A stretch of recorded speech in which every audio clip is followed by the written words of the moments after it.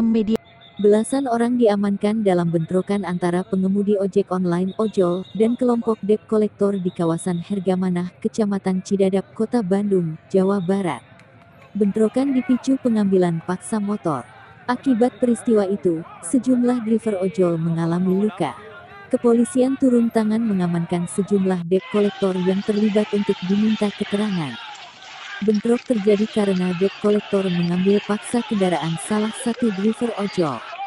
Ini buntut dari kejadian pengambil kendaraan dari pihak yang enggak seharusnya tak melakukan seperti itu.